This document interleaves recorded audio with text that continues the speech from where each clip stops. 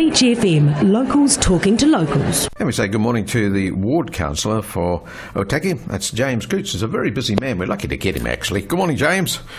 Good morning. How are you doing? I'm well, thank you. Did you get through Gita okay? No problems up there at Otaki?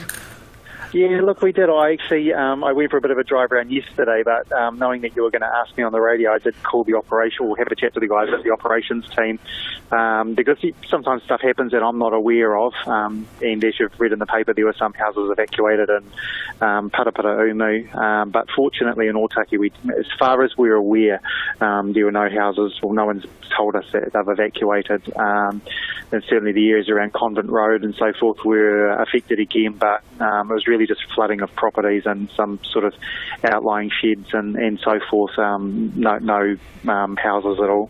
Yeah, it'd be the widest that the river's been up for many months, wouldn't it? It went bank to bank. Yeah, well, look, interesting. The comments came back. Well, the cyclone itself actually didn't have or didn't cause a lot of damage in Otaki specifically. It was more probably the heavy rain the day or two following. Yes. So we saw river levels rise, and that's where we saw some of the flooding as well. Certainly the storm surge as well. It's interesting. I had this discussion with a few people over the last couple of days around the whole coastal erosion, sort of sea level rise stuff. In that debate, people are always talking about, global warming and sea level rise over 50 to 100 years, but the bit that they tend to sort of forget is the actual ferocity of storms, and we've seen that now. We've seen that, last year, the year before. So certainly the whole sea level rise is a long-term thing, but these storms frequencies, the scale of storms, having 1 in 100-year events twice a year, that's here and now, and so we're seeing some damage obviously on the Paikokariki foreshore there. I know that Raumati was hit, quite hard. Otaki again, we're reasonably, got off reasonably well there. We saw a lot of driftwood and debris from the sea pushed right up and through into the car park areas and so forth, and out at Tohoro Beach as well on Rodney Avenue.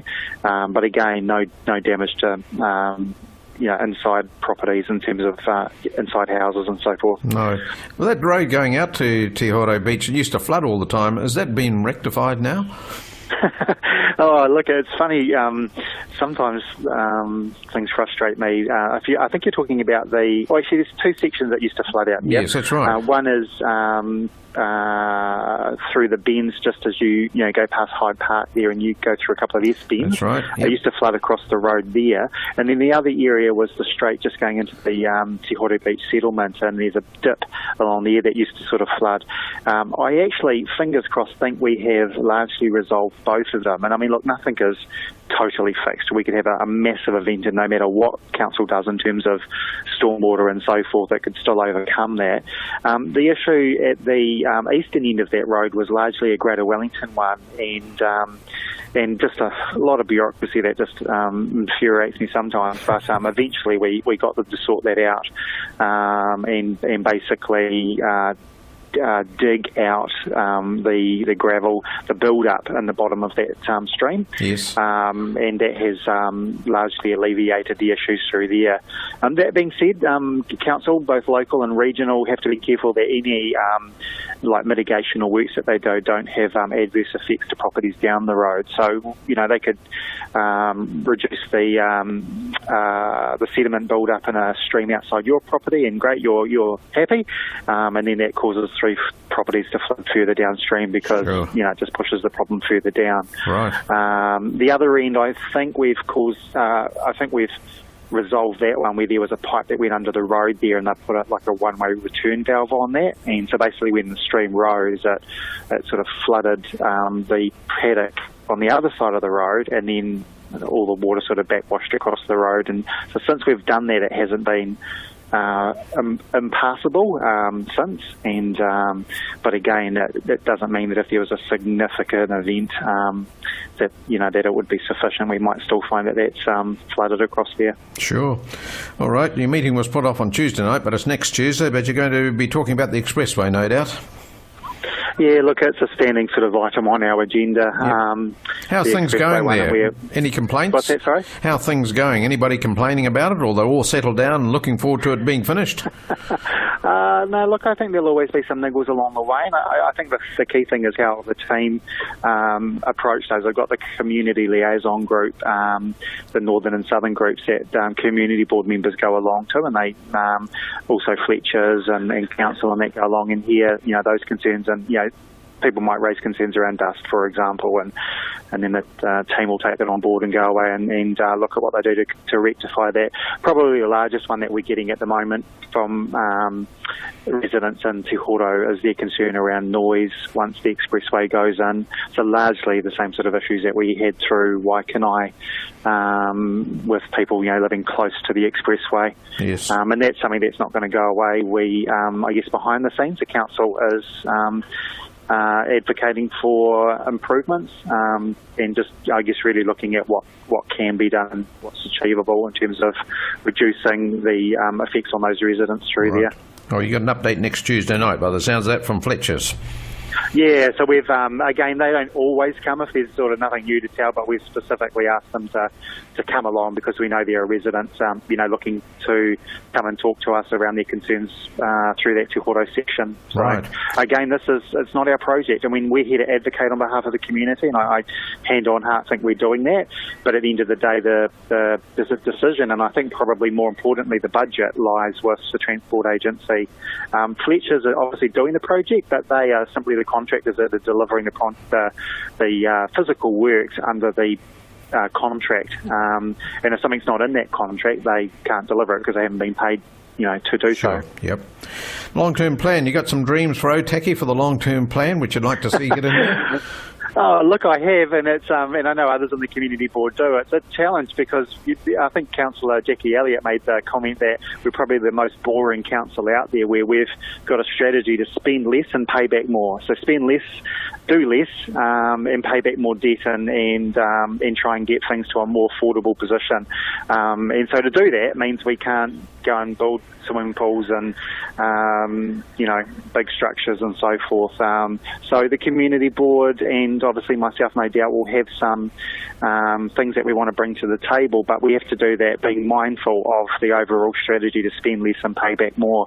I think it's probably just important to note that a long-term plan for Kapiti District Council is 20 years. So I know that some of the things that I'll be bringing to the table might not happen for 8, 10, 12 years. But as the previous CEO said, that time goes pretty fast and those projects come round.